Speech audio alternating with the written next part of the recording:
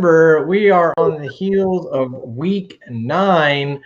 I am your host, Christopher Fox, and this is the still bearded Root. There it is. I see that you've acquired yourself a little one there. Congratulations Thank you. on the Thank new you. one. Yeah, that's nice. I had to shave. You did.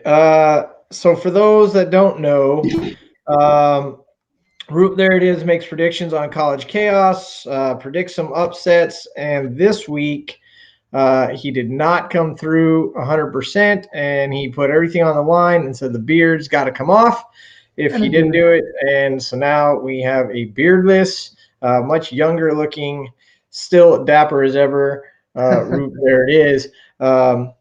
So the true story behind this was that you had a costume, much like Aaron Rodgers. You and Aaron Rodgers had something in common. You guys were dealing with hair and beards and all that for your costume.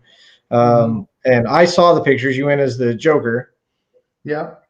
And it was magnificent. I wish I had a picture to put up right now. I should have had that done. I'm sorry, folks. I'll work on that. I think Aaron Rodgers did a little bit better. He went as John Wick. And, yeah, I have to admit, he looked pretty dang good. I was digging it. I was like, you know what? Now I have to do that next year. I know. And that's going to be the new thing is like now people are going to start doing the yearly prep for costumes, just like Aaron did. But yours looked fantastic, and you look good without a beard. Congratulations. Everybody, the face-melting music you got to listen to on the way in was done by Rob Machado. Go check him out on ReverbNation.com. Check out his stuff. His stuff is really, really good, and we appreciate him doing that for us. Yeah. Rob says you look like a little man child now, not too far off. And Aurora says you look hot AF. That's as fuck for all those that I thought it was Air Force, but don't know. Yeah, so either one. But welcome to the show, everybody, and we're going to be talking about the ads and drops. Do a little college chaos later on, and this week's theme is injuries. We do have 4 teams on the bye. We got Detroit on the bye. We got Seattle, Tampa Bay, and the Washington football team. That could hurt some people, especially the Seattle and Tampa Bay. A couple, probably Swift at running back for Detroit. A couple Washington football players, even at quarterback, if you were playing with him for a little bit. Obviously, Scary Terry McLaurin's not going to be playing for you this week. So we got a little work to do to fill some spots. But don't worry, we've done your homework. We've dug the holes, and we found a couple names. Right off the bat, Rob's already brought in the elephant in the room, of course. Henry, gone probably till week 17. If they say 17, usually get them back a week or two earlier, right? So that's right when your playoffs start for most people, but you got to get there first. Were you hit by the Henry injury? Yes, I was hit with the Henry injury. Not only did he not get points, he just got hurt, kept trying to push through it, and it hurt a lot because, realistically, he's probably a top 4 pick in the league. And you now are halfway through your season, and he carried you some weeks, and now you have to find that replacement. And we did some homework to help you with that, but I'm hoping you got some more insight than I do as well. Yeah.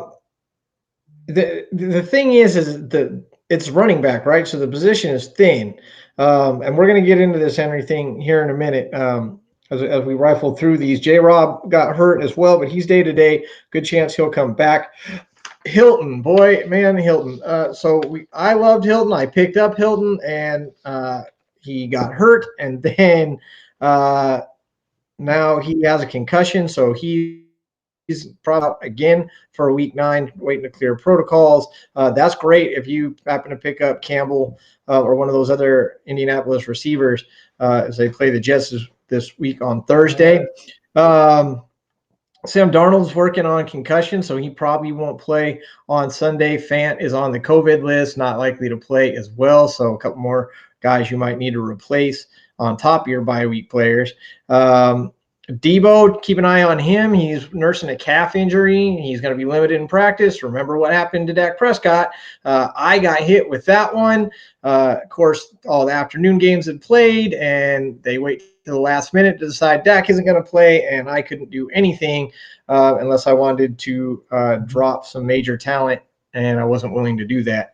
But yeah, Debo, calf injury, going to be limited this week. Eli Mitchell, also limited, but he's got a rib injury and he will most likely play, but keep an eye on it. Tyrod Taylor might be back this week. He's practicing, so that'll help you out if you've got Cooks, and could be a nice fill-in for you for 1 week. Kittle is practicing again. Not sure if he's going to be back or not. Same with Knox. Knox will be out for week 9, but might be back for you on week 10. Chris Carson wants to practice. They've got the bye week, so he may be back after the bye. And then Corey Davis from the Jets, same thing. He's trying to get back, but probably will not be back for Thursday's game on the short week. So tons of injuries, tons of holes to fill. So let's get into it. If you are missing a quarterback and you need, first you already lost Wilson in the first place, so you've already had to find a replacement. So you might be okay there, but there is no replacing a Tom Brady this season. If you were playing with Washington's quarterback, you likely weren't playing with Goff, but you definitely could have a quarterback to hole this week. Roop, there it is. Who are you looking at if you have a quarterback spot to fill? Yeah, Rob, I see McCaffrey's coming back, and I would like him to come back because it's like you were naming my entire team, with all these players and Logan Thomas, Jameis Winston, David Montgomery, Waller, CMC, Derrick Henry.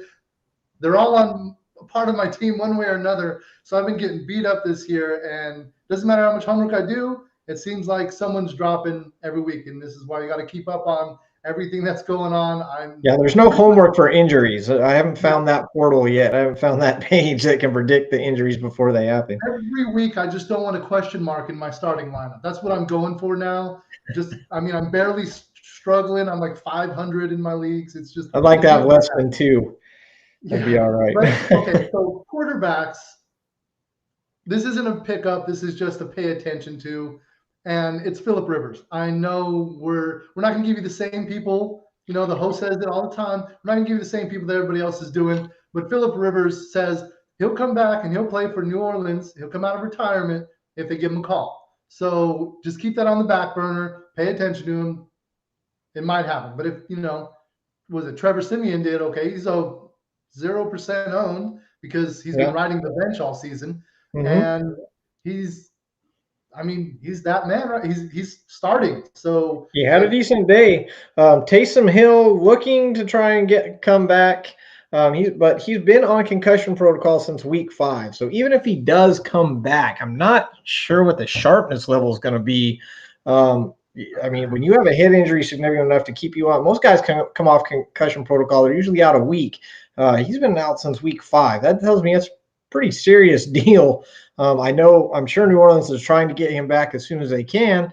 And they're definitely trying to get him back this week. I don't know if he's going to be worth a pickup. I'm going to leave that one up to you. I'm not going to make a prediction on Hill or Simeon this week because you just really don't know. It's going to hurt a little bit. This is the thing. You're picking these guys up because this is like your next to last resort. If you don't have a backup, it's kind of your fault. We're just filling in for a bye week, so we just need a game. That's all I need is a game out of these guys. Tyrod Taylor, again, keep an eye on him. He may come back. The big pickup, Rob says I would stay away from Baker. I think he took a pretty good got beat up pretty good. Every week he's getting hit. So yeah, he's been hurt. He's been hurt for weeks, and he comes out there and he grinds it out every week.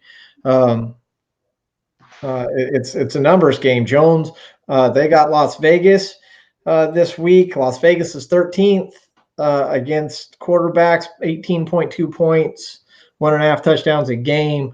So he could get you, something if you're trying to fill that hole and there's nothing out there. Of course, the name that you've probably been hearing all day, and we're going to back this one up because it is the name that should be said, is Tua.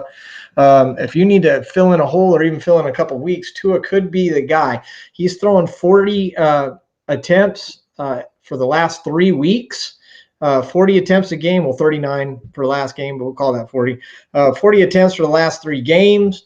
He's got 6 touchdowns over those last 3 games. He's got Houston up this week, who's 24th against quarterbacks, giving up over 20 points and almost 2 touchdowns a game.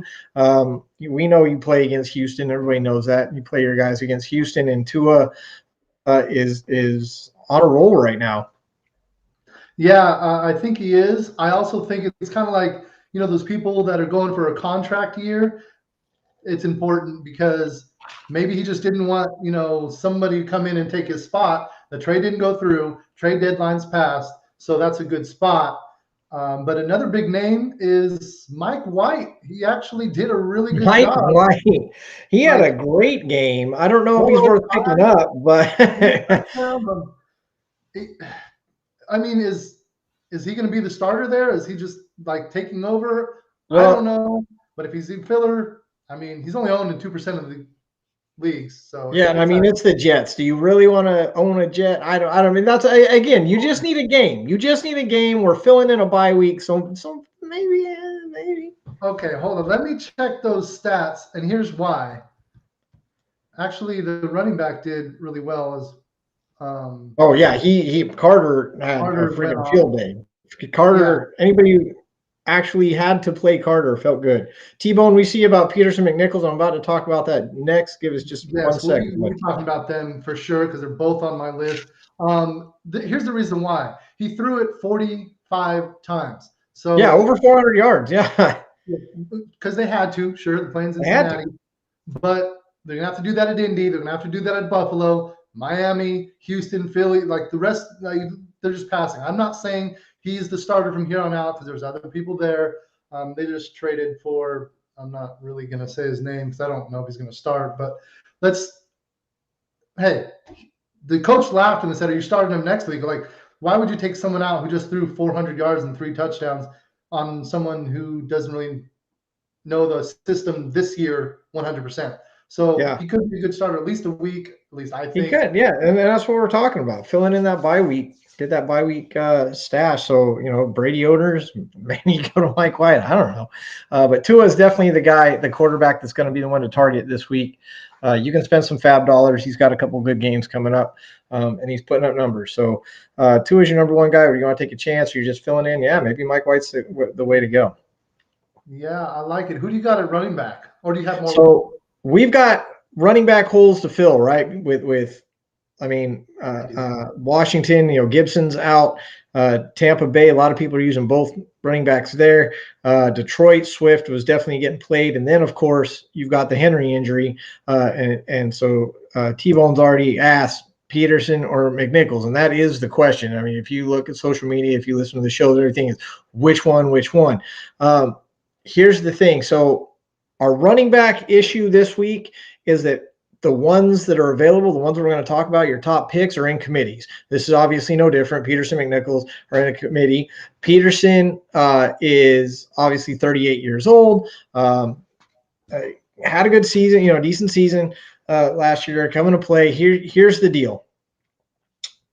Everything points. But Peterson being 38 years old, he's going to be used sparingly. So we're talking maybe some third downs. Most likely going to be getting a lot of goal line work. So if you're playing in a league that's real heavy on touchdowns and stuff like that, you could probably still win with Peterson and he'll pay for you. If you're in a PPR league, however, Peterson's not going to do much for you because they're not going to use him in that type of role. They can't risk him getting hurt at 38 years old and they're already down their star running back. So the answer is McNichols, especially for a PPR. And the reason for that is McNichols is going to be getting the bulk of the work. Bell cow, no, there's not going to be a bell cow. It's going to be committee. But McNichols, they were throwing him passes. He was catching passes. That's important for PPR. And McNichols is probably going to get a lot more snaps than Peterson. So it's really going to kind of depend on your scoring and depend on the way your league's set up. But for points and payback, you want to be in PPR with McNichols. Yeah, you actually touched on a really good thing there with McNichols and Peterson. And, Peterson's actually 36 years old. Maybe it's 38 years old in running back area. 36, 38. Yeah, he could be 50. That's running backs, yeah. I don't know what shape Peterson's in. Just I do not have that information, so I'm not going to sit here and act like I do. I do know that McNichols is in, and he did pretty good a couple weeks ago. I think it was week 4 against the Jets or something. Yeah, you had 12 receptions, something like 12 targets, 8 12 receptions. targets, 8 receptions, 74 yards. Yeah, that's what it was. And I'm thinking Peterson might be the 1-2 down back, and McNichols is going to get all the yards. So, like PPR, I'm still going McNichols. And, he actually might even get the start while Peterson gets up to par. I'm probably going to, let me rephrase that. I lost Derrick Henry, so I'm going to be going to pick up McNichols tonight, or at least make an attempt to. That's where I'm leaning in that Yeah, situation. and you're going to pay for him. You're going to pay for him because a lot of people are going to be trying to pick him up. So expect that. If you're in a fab setup, this might. I mean, we're halfway through the season. We're more than halfway through your fantasy season.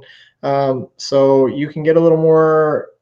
You might be willing to spend a little bit more of your fab dollars to get something like this. And this is the other thing, though, too.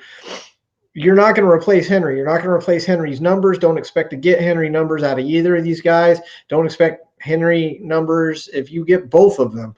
The game plan has changed in Tennessee the minute Henry went out. Okay, they're not going to be as run heavy, and so you're when you're spending your fab dollars and you're trying to get McNichols and whoever you get, McNichols or Peterson, you're probably going to be playing them because they're filling that Henry role, and Henry was definitely one of your starters. So, you're going to be spending your fab money to get them. Just understand you're not getting the same return. This isn't a 1-for-1 swap that you're dealing with here. I actually, one thing I want to point out that's really important is when McNichols is on the field and he's rushing, not catching. This is just his rushing stats.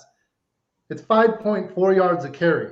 There are not a lot of carries, but that's, normally people are like 3.6. That's a good spot. No, he's getting 5.4. So if he's already doing that, if they give him a full workload, I'm thinking McNichols is going to be the guy there, and Peterson's going to be change of pace, kind of get him up to par, just to help them have depth at the position.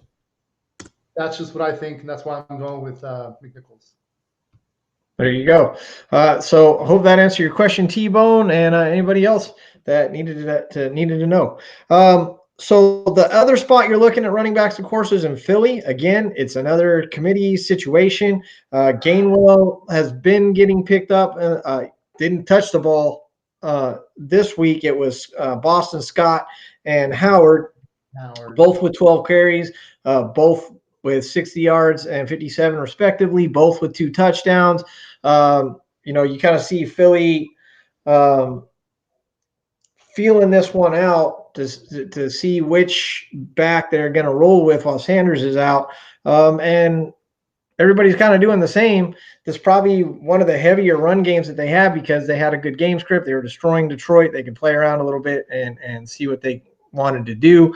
I'm not big on Philly running backs, but again, we need a game, right? We just need one game. They've got the Chargers coming up next, who are 27th worst against the run so far this year. So they've got favorable matchup. Again, it's a matter of picking which one, and this one doesn't have a seemingly definite answer like the Peterson McNichols situation does. This is going to be a true committee. Everybody's going to get a shot at the ball. I really don't see Gainwell not touching the ball at all again 2 weeks in a row. I think all 3 of these guys are going to get the ball. It's going to be a matter of who gets in the end zone, and I don't know what any of them are really going to pay off for you. They're just really going to kind of fill a spot on that for that bye week.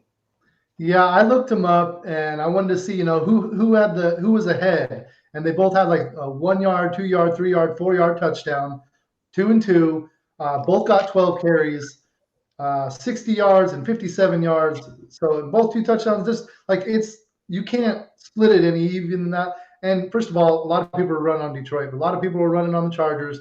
It's a great pickup if you're in need, but I am really scared of why Gainwell got nothing. And Howard comes out of nowhere and does phenomenal on just, well, here we go. I'm going to get 4.8 yards carry. And just dominate when I haven't even been there that long. So maybe they were trying to see what they had in them. I had Jordan Howard years ago, and I had that, he did okay for me, but this is the first time they finally started running the ball, and it paid off for them, and it hurt my quarterback, of course. So what do? Do you put money on one of these guys and pick them up? You're asking for trouble. It's one of those two deep backfields that are going to possibly cause you some headaches. I would love to go Jordan Howard just because him coming out of nowhere, but I'm pretty sure he's sore this week. I don't know what to do with that backfield. I'm want to shy away from it unless I'm desperate and lost a lot. If you lost Mitchell and Henry and CMC, and you're like, I'm running out of running backs, then you got to make moves. You have to make moves to get in the playoffs. Yeah. So we're going to break out the running backs. We just got a question about from T-Bone about Keenan Allen or Amari Cooper. Which one are we going to start this week? I'm telling, for me, let's start with the matchup. So Cooper is at home against Denver, and the Chargers are on the road, of course, against Philly. Philly's defense has been getting profiled as one of the ones to watch lately. I actually picked them up in a league. They got me a ton of points because of the way our scoring system works, because they also intercepted one for a touchdown.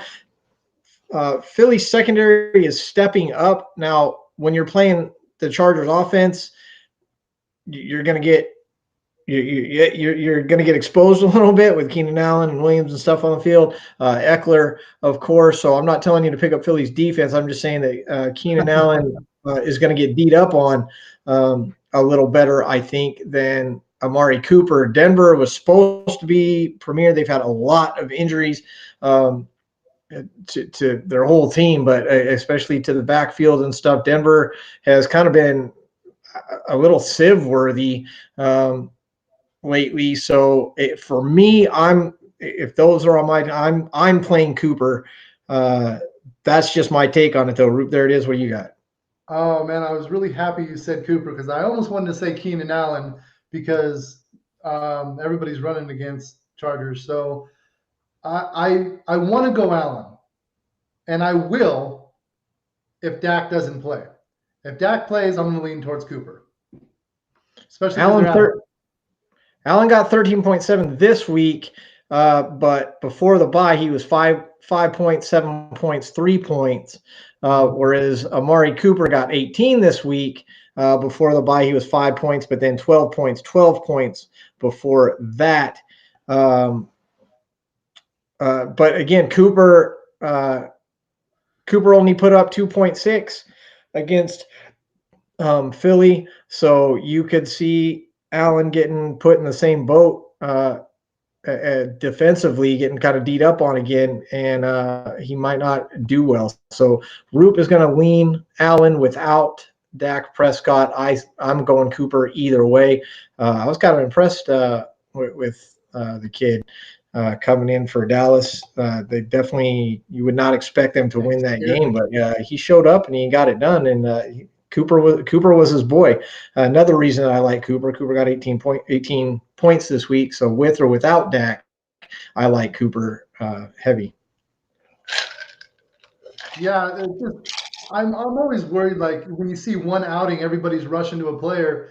Like if that's the case, go pick up Cooper Rush. But it's I want to get a couple games in before I can really believe it. But you're right. Amari Cooper did well with him, and he'll probably do well with him again. Denver's defense is really strong, and you got to watch those matchups. And I mean, is Denver going to put a lot of points on the board where Dallas has to match it and throw touchdowns? I think the other matchup might be a higher scoring, but I still am leaning Cooper. Just a little bit. I mean, that's fair. That's definitely something to look at. I mean, Denver is still seventh best against the pass. I mean, their numbers have been steadily going down and going down and going down. But Dallas at home I got to go. I'm going to take Dallas at home every time. They play well in their building. They respond to their crowd. You're right about the scoring thing. I don't know if Denver will put up enough points that they have to get too pass happy, but at the same time, they love to pass. So it's hard because there's a lot of mouths to feed in both areas. But I'm going to go Cooper, and that's I'm going to stick to it.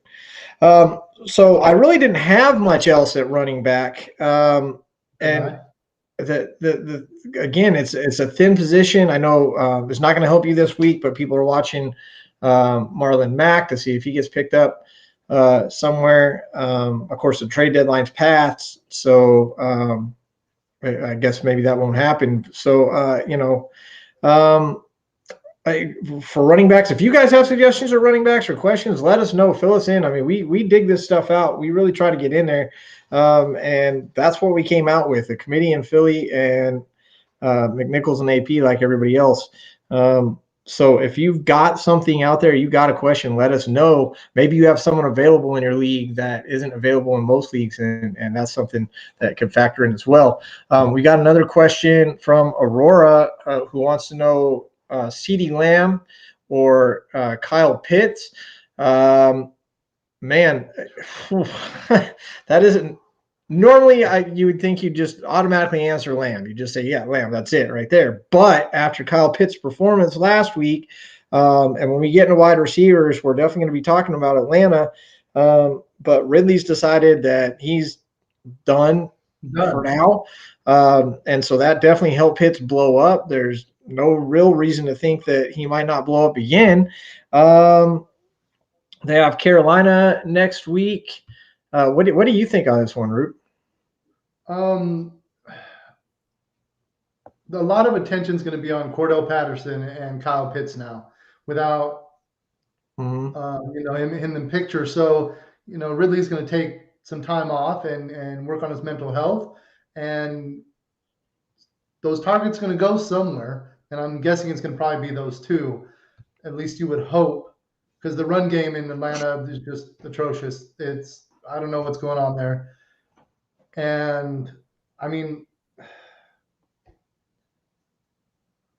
I would probably lean Pitts. Like, I don't know, is this a flex spot? Who's your other tight end? What other, are your other wide receivers solid? All these factor into what you want to play. I mean, I do like Pitts because, he did great a couple weeks ago, and I was like, yeah, I got to put him in my lineup no matter what. And of course, my tight end on the bench went off, and Pitts did not. So now I'm flipping a coin at this point. Like, we'll see who goes off. Like, I don't know. But I like Pitts a little bit more. It just depends on the game plan with CeeDee Lamb and Dak and over there in Dallas. Yeah, without Dak, CeeDee Lamb did not do great. Let's see. It looks like Pitts has New Orleans up next. New Orleans. I think you can play against those guys. They have a good defense. They're number 4 against tight ends. But Kyle Pitts is kind of a different animal. He's more of a wide receiver. Yeah. I don't know.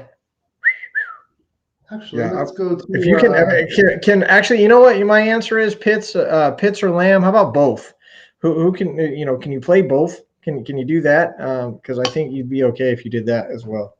Let's put it this way. I'm going to go Pitts because New Orleans is 25th against the wide receiver, and Pitts lines up like a wide receiver. Well, she says that she also has Kelsey. Aurora just came back and says that she also has Kelsey. So she has Kelsey and Pitts. So this has got to be like a 16 league if you have Kelsey and Pitts on the same team. But nothing wrong with that. Money's money. Kelsey obviously didn't do great, but you don't expect that to be a typical outing for Kelsey. So if flip a coin, I'm going to play Kelsey every time over Pitts. So that's just not even a question for me. Could be the wrong answer, but I'm playing Kelsey every time. Yeah, I'm leaning Pitts. Yeah, Lamb and Pitts. Lean Pitts. So wide receiver. Sorry, I got a little off track there. But thank you for the question, Aurora. Appreciate that. So wide receivers. Big name on everyone's mouth right now is Parker, and he's a great pickup. Parker available only in about half the leagues, 45.6. So a lot of people still hung on to him after he got hurt, and that was smart. 7 or more targets in every single game, 9 or more in all but 2. Double digits in the last 2, 18, 17 points. He hasn't even gone over 100 yards yet, and he's still putting up 18 points. And Tua's throwing it 40 plus times. There's obviously not a lot of confidence in the run game there. Davante Parker, definitely someone you want to add if you can. Yeah, Davante Parker is a good pickup. The problem is, in another very competitive 12-team league, he's not available. When I look at what's out there for me available, it's everybody's team is somewhat stacked, or they have 3 people on their IR because so many people are injured or COVID or whatever it may be. And so the waiver wire is slim pickings, which is why I'm looking at it like nothing, nobody. I don't want any of them. And even for a week, I'm like, the guy on my bench is averaging 11, and like Kendrick Bourne in New England, he's averaging 10 points. So why am I going to swap him out for a decent matchup or a week long? I'm just running out of options in the wide receiver tight end area, and they're all taken. And you just have to sit in this bed you've been sleeping in this whole time for the rest of the season because there's nothing out there. Like, you had to pick him up already, and I'm running out of options here. Yeah, it is getting thin. But if Davante Parker's out there, grab him. People, a guy who is available and in a lot of leagues, he's only 15% taken is Gage, Russell Gage. With Ridley sitting out now, Gage should see a lot more balls. People talking about Tajay Sharp as well. Again, these are bye week fills. Get a game or 2 out of them. They do have New Orleans next week. Who you said is 24th against the pass. So Gage could do well. That's always a shootout between Atlanta and New Orleans anyway. So you like to see that. Yeah, supposed to be. We'll see now. But I do like Gage. I would pick Gage up myself and put him in a nice fill-in spot. He can definitely take Scary Terry's spot for a week. I like Gage. Another guy that I'm actually flipping on. I said before that I didn't really care for Bateman. He's a rookie. There's a lot of mouths to feed. Well, thanks to injuries and stuff, there's not so many mouths to feed. They're coming off the bye. Bateman's available in about 75% of leagues. 6 targets in both of his first 2 games. Not big points. He has not put up a lot of points, but that could easily change. I believe they got Miami coming up next. So that's a nice matchup there. Chicago after that. So, I said before no Bateman, and I meant it when I said it because they had one more game to go, and then they had a bye week, and I didn't think he was worth picking up. But if Bateman's available, yeah, maybe give him a role, especially if he's just filling in for a week or 2 going up against Miami. Yeah, that's actually not a bad idea. I mean, he is like the number 4 scorer on points wise on the team. So what you want to do is you want to get the 3 best players. Quarterback, running back, wide receiver, tight end, whatever they fall. When they come outside that, it's it's going to be hit and miss each week. Who's going to get the rock? And Jerry Judy is back in Denver. I already picked him up. He did not do well for me the first week. But first week, but they got Dallas after that. That's the problem with that. Yeah, I'm a little worried about that guy. But I did have Sutton on my team, and I switched him for Judy. It didn't really make too much of a difference. But I did pick up Pittman, and because we did Pittman talk about is a good pickup. Pittman and Campbell are good pickups right now, especially with Hilton out with a concussion. Those guys are doing nice. We told you last week to get Wentz. Wentz, another quarterback that may still be out there. If I don't know why he is, you're not listening to us. If he is, get Wentz. He's playing. He's balling. He's definitely on a couple of my teams and definitely helped.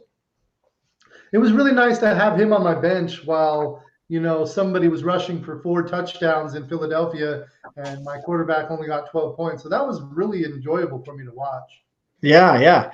Well, at least you knew that your quarterback was going to play after all the other ones That's are true. I'll gone. give you that. I'll give you that. Yeah. You know what's funny is somebody dropped Sterling Shepard to pick up Cooper Rush because they knew they had to win and Yeah. score points. And Rush went off. You know what was funny? They still lost by 0.77 against me, and I'm so sorry they did. But it was the greatest thing ever because he threw that touchdown right at the end, and I was like, "How many points is that? Like, is he going to win?" I was freaking out, and that was the end of the game, and I was so happy. So now Sterling Shepard's 0.77. available. So that other guy may not be back. It may be the backbreaker right there. Tight ends, like you said, they're thin. Freemuth might still be out there. Freemuth's putting up points. He's catching a lot of balls. 13 points a week ago, 14 points this week. And Conklin still out there playing Baltimore. He had 10 and 11 again. Not a high usage guy again, but 10 or 11 points. That could be the difference between a 0.77 win or a 0.77 loss. So a couple tight end names for you out there as well. So you guys know that we are doing the $50 giveaway this week. The $50 giveaway. So we hit 100 members on our Facebook group page. So we decided to do a 50 member giveaway so long as they are subscribed to the YouTube channel. That's it. And this isn't a YouTube thing, a Facebook thing. This is us. Unfortunately, as much as we pumped it up, we didn't get as many crossovers. Maybe they weren't checking their Facebook this week. So our subscribers on YouTube don't match the I guess followers on Facebook. The numbers are not the same. So we have less subscribers on YouTube, and some of our YouTube subscribers actually are not on our Facebook group page, which is unfortunate. So make sure if you're on Facebook page, on the Facebook group, come subscribe to the channel. So the next time we do one of these giveaways, your name will be thrown in the list. And if you're on the YouTube channel, make sure you are following over on the Facebook.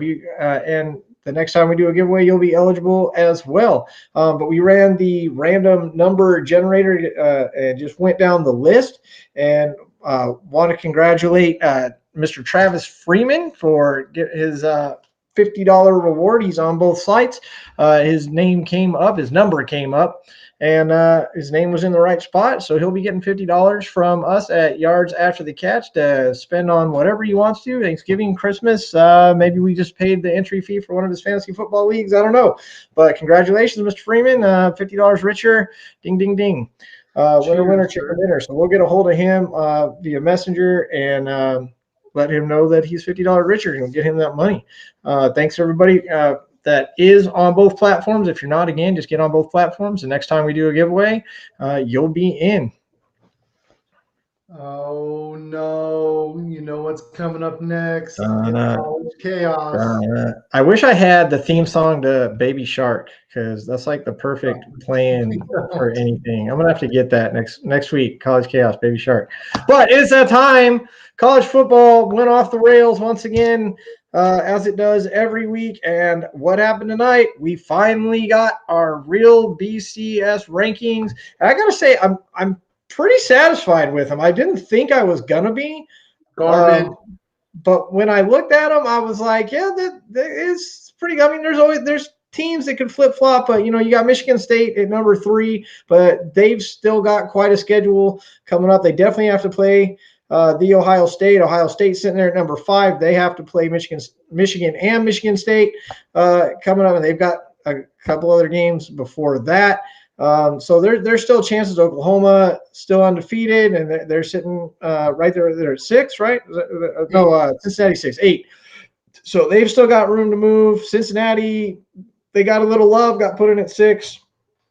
I think they'll kind of steadily drop down as these other teams keep winning, but at least the committee gave them a little bit of love and put them at 6. So now I think everybody knows that they're not going to make it to the playoffs. It would be some serious college chaos. It would be college mayhem for Cincinnati to make it in. But they got shown some respect at least, and I don't have a problem with that. But yeah, the respect was good. They are roughly where I'd probably want them to be. it doesn't matter because when you have Michigan, Oklahoma, Notre Dame, Oklahoma State, Baylor, Wake Forest all behind them, those teams, if any of them win out, they're going to jump them. It's just the way it is. Yeah. Yeah. But like you said, Ohio State's going to play Michigan, and they're going to have to play Michigan State or something. And Oregon, are they going to win out? Probably. If they slip up once. I mean, you never know in the Pac-12, right? I mean, you really can't tell. Up on each other all the time. They beat up on each other, and I think they're getting a little bit too much love. I mean, Ohio State's a great team, but they got too much love. I still think. You think Ohio State got too much love? Oregon got too much love. Or Oregon got too much love. Yeah. And you know that they only got there because they beat the Ohio State. So, I mean, Oregon, you kind of have to do that. Yeah, Oregon, not in my eyes. Oregon lost to an unranked team.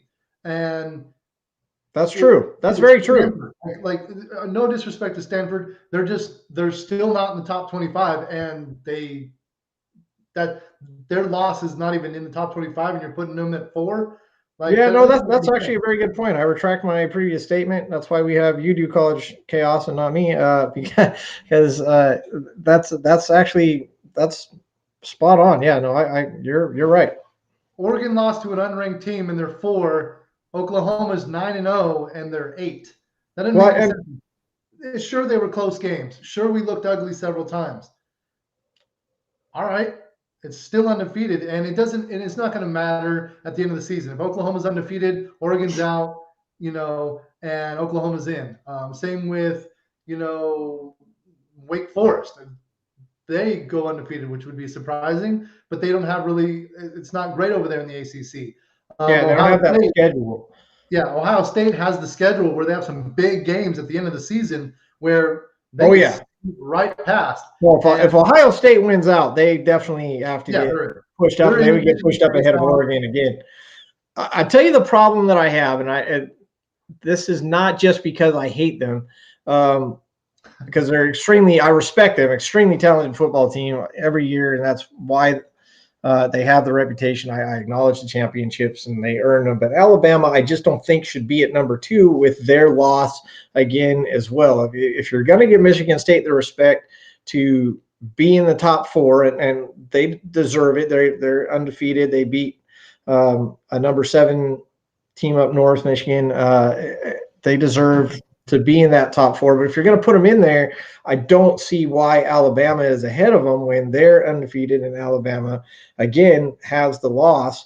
It's a better loss than Oregon's loss, but it's still a loss. I mean. Well, here's the thing. I want to touch on so many things. I agree it's biased. Bama is at number 2 just in case they lose to Georgia in the championship, because let's face it, they're probably both going to win out. And they might let them sneak in because everybody's biased against Bama. It's been that way because for years. Bama will always get in with one loss. If Bama loses by 1 point, they're going to make an exception and possibly put them in at 4. Yeah. Like just the same as Oklahoma is ranked 8th, and because they're on a bye week and somebody wins and loses or looks good, Oklahoma could move backwards because they're on a bye week. No, they definitely could. They probably will. They probably will. I'm putting my stamp on right now. Like, as soon as I saw the ranking, I'm like, well, we're moving back. Because I wish we didn't have a bye week at all season, because that's what's going to happen. Michigan State played Nebraska, and Oklahoma played Nebraska. Oklahoma won 35 to 20 stump 30. It was a big gap, and we didn't look good doing it. We actually play Nebraska this week, so yeah, Michigan State beat Nebraska 23-20. So when we beat Nebraska, it was much more impressive than Michigan State. But Michigan State only beat them by 3 points. But they're number 3. That doesn't make any sense to me at all. Like, it wasn't a pretty game, but we beat them by more than 3 points. So well, I think it's that win against Michigan. I think that's the one that that put them up there. And you want to look at Michigan and what they have coming up. They have us. Yeah, they have the Ohio State. That's what they Ohio do. State. The rest of them just. But even then, Michigan beat Nebraska by 3 points also. Mm-hmm. So we have Michigan and Michigan State beating Nebraska by 3 points, but we beat Nebraska. And Michigan's Oklahoma. got a loss. Michigan's got a loss against the number 3 team. So, I mean, that puts a little more weight, but they do still have a loss. I'm not saying, and this is biased, so I probably shouldn't say it. But I can definitely support putting Oklahoma ahead of Michigan, but at the same time, I would still keep Michigan ahead of Wake Forest. Wake Forest is also undefeated, but I think Michigan's played a tougher schedule. So I think those two are interchangeable. Oklahoma, like you said, is probably going to go down if Wake Forest wins, but they're only going to go down like a spot. I don't think Notre Dame will put them up. I was actually a little surprised that Notre Dame was that high. I don't think Notre Dame should be that high. I think they should be, but then again, who are you going to put above them at the same time? Schedule wise, I might put Oklahoma. I could probably put Oklahoma State and Baylor probably above Notre Dame personally, but whichever. Yeah, there's just it really is chaos, and it's not even about upsets this week. So I really don't like any of them, but I will get into that later. But this isn't going to be your top 4 at the end of the season. Like, it's going to change. Oh. If Bama wins, Georgia and Bama are both in. If Bama loses, do you still think they're going to be in? Like a 1-point game in the closing seconds by a field goal. Yeah, if it's close, then yeah, probably. Unfortunately, I mean, and I don't think so. Here's what you got to look at. So you can look. What a lot of us look at, and I'm guilty of it too, is we look at the record. So we're going to see Alabama with 2 losses. All right, but what you also have to consider, what I like to consider when I'm looking at these rankings, and we talked about this before, when I look at the rankings, I see the team above should be able to beat everybody below them. Taking out the any given Saturday factor, they should be more talented and able to beat every team below them. So even if Alabama has 2 losses, I don't know that it's fair to take them out, because I still think, even though they're at number 2, I think that they could beat everybody below them. That's how talented Alabama is. Alabama is that talented. Do they forfeit the right to be in the top 4 with 2 losses? Maybe. Yes. But, and a lot of people will agree with you on that. But I don't know. To me, at least, there's enough season left for us to figure that out. Yeah, and I agree with you. I think, number 1 should be able to beat 2 through 25, and number 2 should be able to beat 3 through 25. So that's what I'm looking at. And when I'm looking at it, that's why I see this as the first real rankings. But Michigan State can't beat everybody behind them. Oregon can't beat everybody behind them. Ohio State has a good chance. Cincinnati can't beat everybody behind them. Right. I mean, it would just, even Michigan, like Michigan has a good chance to battle some of these teams, but I don't know if they're going to beat them all. Michigan's probably going to give us a game this year, and I hope that I hope Ohio State is still victorious. But I definitely think we're finally going to get a game. The game is finally going to be a game this year. Yes, I'm pretty sure College Game Day is going to be at that one, because that's going to be a big matchup. And that's rivalry weekend. There's going to be a lot of rivalry games going on that weekend, and got to be between them, Alabama and Auburn, and Oklahoma and Oklahoma State. They're going to be College Game Day will be one of those 3. Yeah, I think they would be at the game this year, because I mean, it's going to be 2 top 10 teams if it holds out the way it is right now. Now, Ohio's get past Michigan State, so that's going to be a huge game as well. We're talking 2 top 5 teams coming up in 3 weeks, 2 weeks, 3 weeks. Yeah. 3. I want to say it's 3 weeks. 2 weeks. 2 weeks. So we got Nebraska, we got Purdue, and then Michigan State, Michigan. So they may just game day may just stay at Ohio State. I'm in the Big Ten for both those games. I don't know. We're actually going to find out where Michigan State and whoever played also. What was their name? Nebraska. Okay, that's going to really tell you where all these teams are playing because that's like their only mixture of, hey, Big Ten's played Nebraska because they're there, and Oklahoma's played them, but who surrounds that? And now you're looking at like someone like Michigan who has to go in and play Ohio State. That's going to change things. I think Michigan State is probably going to end up on the outside looking in. I just don't see them holding that spot. Oregon, it's not going to hold that spot. I just can't see it. They could win out.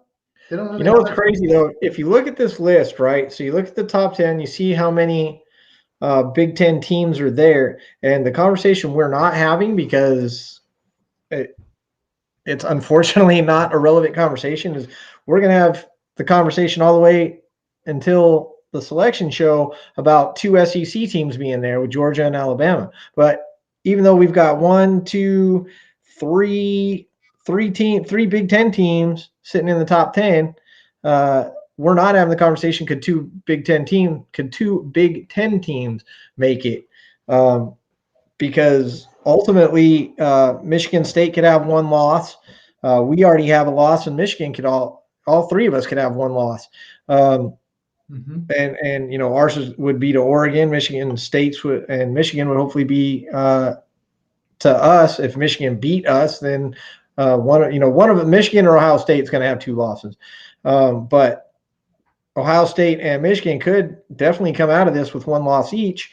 But we won't be having that conversation that Michigan State and Ohio State would both make it. I said several weeks ago that everybody in the top four, everybody going to the college playoffs, could have one loss. And that would be the beauty. I kind of want Alabama to beat Georgia in the championship so that puts a question mark on things because then everybody could, Oregon can win out. And if they win out, they still don't deserve to be in the top four, in my eyes. They beat Ohio State on them. We got this team. We can beat Oregon. Well, it's the rest of the schedule. I mean, even if you take the Ohio State win, it was a great win, but they play in the Pac-12. There's not a single ranked team on their schedule besides us. Not one. They play Washington State, Utah, and Oregon State. Like, I'm not impressed with that. And then they're going to probably end up playing Utah again in the championship. At least Oklahoma is going to have two ranked teams, with Baylor. And that Oklahoma-Baylor game in a couple of weeks is going to be another fantastic game. Which I will be at. Which is awesome. Yeah, I'm really looking forward to that, going down with a couple of friends. And I'm going to scream my heart out because it's going to be – it's like borderline upset. Or everybody in Oklahoma is angry that they're ranked 8th. And they're like, you know what? I think the coach loves it. I think the coach is like, yes, now we can get some fight in these boys and say, hey, you have no respect because you guys are just letting the games go. Yeah, you got to earn it. Ranked, I love it on a coach's standpoint. Like, hey, you're getting no respect. I mean, everybody's in front of you, and let's just move forward. Yeah, I don't think so, Rob. You just shut your – Rob says, how about Oklahoma just loses and drops down to 25? That's probably the case. Like, dude, we got 3 tough games. Oklahoma, okay, so, again, Ohio State or the team up north, one of them is going to have 2 losses. Cincinnati, of course, we know they're going to fade out of the rankings with as other teams win. Michigan State. So these teams that you've got Michigan State, Oregon. I'm already putting Oklahoma above Oregon. Again, schedule, all that. Should Oklahoma win out? So my question is about to be, can Oklahoma sneak into this top 4? Well, obviously, okay, here's the thing with Oklahoma. Oklahoma has to win out because they're letting too many people get close to them. They looked ugly against Kansas. Flat out garbage. Like, you can't do that. And you can't struggle against 1 in 5 teams at the time. Just like Cincinnati struggled with a 1 in 5, was it all Navy, Army team? They won, but it doesn't matter. And they were saying, and then I watched the show tonight. They were saying, well, if you have one slip up, it's okay, but you still pulled off the win. And I'm saying, well, no, a 1-5 team is a 1-5 team. It doesn't matter, but also wins matter. So as long as you stay undefeated, that's a good thing. Sorry if you're non-Power 5, Cincinnati. Oregon doesn't have the strength of schedule. They had one good win, and the rest of them are easy. And they lost to an unranked. And Alabama lost to an unranked, except Alabama can beat Oregon. It just can. So I'm saying you might want to move Oregon and Cincinnati back a little bit. Move Michigan up. They had a tough loss. I'll give them that.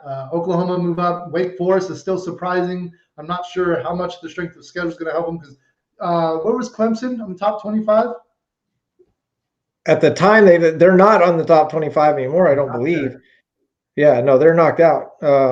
Like Wake Forest is going to lose to Clemson. That's let's put that on their out. It just right. So many. I mean, Oklahoma, if that happens, I'm actually going to call Wake Forest over Clemson this year. Oh, are you really? I'm just saying, like, it's one of those upset things. Like, wow, we almost made it, and then we slipped up. Hopefully, they're prepared for it. It'd be nice to see somebody. It would be nice to see different people in the top 4 because this is what I want. Because Oklahoma's got to play Oklahoma State and Baylor, which is all top 12 teams. Mm-hmm. So you're really going to find out who's who in the next coming weeks, next month or so. So Georgia and Bama got to play. Michigan and Michigan State, Ohio State, they all got to beat up on each other. There's going to be a chance where you're looking at a top 4 that are going to be decided for sure on championship weekend. And yeah, you can say whatever you want about Oregon being in top 4 right now. I don't care who they play. They're not going to make the top 4. I don't want them there. They didn't belong last time. They don't belong this time. The only reason why they're there is because they wanted to put Ohio State close enough to reach inside. And with wins of Ohio State going against Michigan at the end for the championship and all of that, Ohio State's going to jump Oregon no matter what. So Oregon fans, I'm sorry. You could win out. You could win your championship. You're not going to make top 4. I just don't see it happening, especially if Ohio State wins out. It's just not going to happen. Cincinnati wins out. I still think they're going to be better than Oregon. Oklahoma is better than them. Even if Oklahoma loses to Oklahoma State or Baylor, and Baylor wins out, Baylor's 7-1. All these teams, I still think, are going to be able to beat the person, that they're supposed to beat the people behind them. I think that could be an easy matchup. Well, maybe not too easy, but sometimes there's upsets. That's why I call it college chaos. I think Oregon is just not going to make it. I don't think Michigan State's going to make it. I think Bama and Georgia are probably going to be up there, and we're fighting for those last 2 spots, which means I'm hoping Georgia beats Bama, Michigan State, Oregon's out, Ohio State. I mean, just all these craziness at the end, and then you're like, oh, who do we really put in? And so the committee is like, hey, we got to move this to 12 teams because we want our favorites. Alabama, Ohio State, Georgia. We need 12 teams so we can always get our favorite teams in, and that's only a couple more seasons to go, and you'll get your wish, sir. I hope they change that. It's just make it so 12. You said already that you're not that confident in your upsets this week, but 1 for 3 last week with Michigan State upsetting Michigan, but Cincinnati took out Tulane and. What was the other one? Oh, the Gators didn't quite make it against Georgia. We learned something that game. Georgia is legit.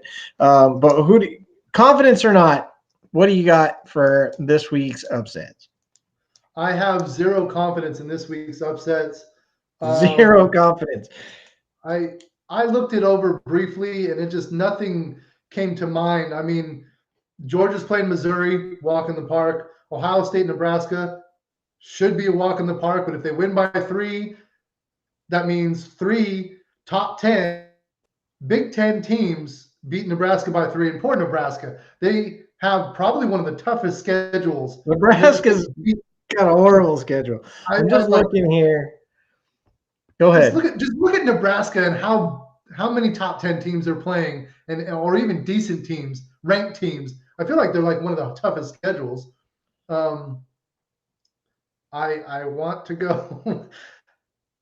No, I can't. You I can't don't even because like the ones like you're looking like the ones that could have like Duke could upset Pittsburgh, but Pittsburgh's 25. It's not a real upset. Like it doesn't count. no. You could go and upset with Texas A&M over Auburn, but they're ranked 13 and 14, so it's not really an upset, is it? Like, I don't think that. that's going to be a There's great nothing, game, by the way. there's really nothing that I Well, like. we already know LSU you're over taking Tulsa Alabama. over Cincinnati. We already know this. Tulsa over Cincinnati. You said every week you're taking the opponent versus Cincinnati. So we've got Tulsa versus Cincinnati. I'm not shaving my head, but I mean, we could call that. I guess I'll write it down because I haven't. So Tulsa over Cincinnati. I think Cincinnati's going to take it. I want the upset, so we remove that. I don't think LSU is going to come out and beat Alabama. Boise State could probably take out Fresno State, but Fresno State's at home. I don't think that's good. Indiana's probably not going to beat Michigan. I don't see that happening. And UTEP is not going to beat UTSA. No, San Antonio. No, I don't see that happening. The only one that I have a question mark against is Wake Forest and Really? North Carolina. Wow. I mean, North Carolina is a season ruiner. Are you gonna take that one? I'm not taking that one. Okay. I don't think any of the top 25 are really going to lose this week, and if it is, going to be close or a bad referee call, something like that. But North Carolina has made some crazy upsets at home in the past several years. And I'm thinking, if Wake Forest is legit, they should dominate. Like, I mean, second and third strings are coming in third, fourth quarter. Are we writing it down? I'm writing it down. I'm going to say North Carolina over Wake Forest. I'm not even proud of it. It's the only one that kind of says, hey, don't fall asleep, Wake Forest, because you're there. You're top 10. You want to be there. I agree. The falling asleep factor could be a problem. Yeah, I'm going with a couple of them. No, I've got a couple. I'm going to separate them. I'm taking Liberty over Mississippi. I'm taking it. And I am taking, where'd it go? Hold on. Mississippi. Oh, Arkansas over Mississippi State. I'm taking the state of Mississippi is going down. I'm calling it right now. These are my upsets for the week. Arkansas over Mississippi State over Mississippi. Liberty over 16th ranked Mississippi. That one I don't have a lot of confidence in, but I do have a lot of confidence in Arkansas over Mississippi State. That's my hit right there. Okay, Mississippi State. Okay, well, yeah. I mean, you heard it. Write it down. Take a picture. I don't give. All right, so there it is. Yeah, I'll take it. That's College Chaos. That is our show. We did go a little over, but that's okay. We can do that. It's our show. We're allowed. Thanks for joining us. You paid by the hour. We want to congratulate Travis Freeman again on $50 winner. If you guys want to get in on that, go join. Follow the group on Facebook. Make sure you're subscribed on YouTube so you can be in further contests. Got to pre-thank Rob Machado again as he's going to play us out. Next week, more ads, more drops, probably more injuries, definitely a couple more bye weeks. So we will be here to help you guys win. Follow the points, not the stats, and let your big dogs eat. If you have a question on who to play the big guy because he's probably going to come through for you. That's why you have him in the first place. Any final words? There it is. I would say have fun, talk trash, and be safe. But you have a lot of reason to talk trash at me this week because I messed up in College Chaos. I won half my leagues and I lost a lot of players. It's looking sketchy. Like I might just have to enjoy the holiday season, just get ready to eat some turkey or something because it's looking pretty scarce out there, and I might be in trouble. So we'll see how this week turns out, and if I get the players, one or two maybe. And if someone like Jordan Howard pays off, we don't know. But I want everybody to be safe, have fun, talk trash because I deserve it a little bit. It's getting ugly out there. Let's bring it. Come on, more. I need it. But the greatest host, take us out because we gotta go do some work. Yeah. Find us on Facebook, follow us on, subscribe to us on YouTube, join the group and contribute, ask your questions. We'll be here. Follow Mr. Roop. There it is. You see it up on the screen.